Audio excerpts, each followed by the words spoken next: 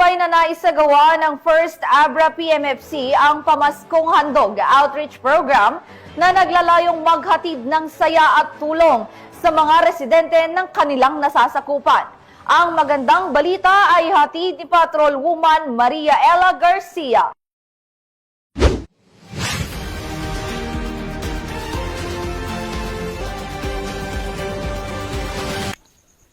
Matagumpay na dinaos ng First Abra Provincial Mobile Force Company at Company Advisory Group for Police Transformation and Development ang Pamaskong Handog Outreach Program sa mga mag-aaral ng Gungonot Elementary School sa Barangay Bulila, Paas Abra.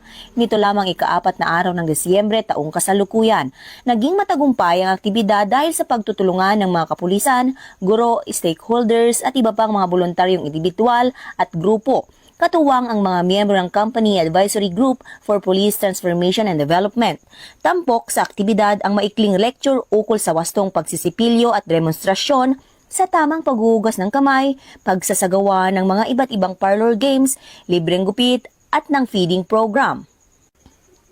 Bilang bahagi ng advokasya ng kapulisan para sa community safety at youth development, pinaalalahanan ng First Abra PMFC ang mga kabataan na umiwas sa ilegal na droga, iwasan ang pananakot o bullying at palaging piliin ang kabutihan at tamang pag-uugali.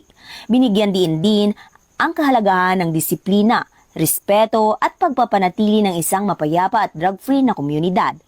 Nagtapos ang programa sa pamamahagi ng mga school supplies, hygiene kits, Christmas gifts at libreng tsinelas.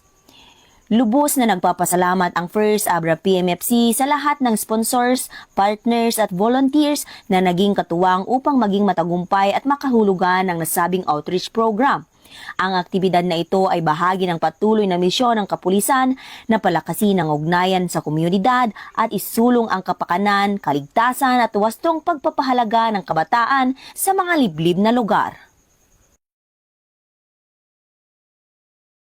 Mula dito sa Abra Police Provincial Office, ako po ang inyong Police News Network Correspondent, Patrolwoman Maria Ella Garcia, alagad ng batas, tagataguyod ng Balitang Pulis.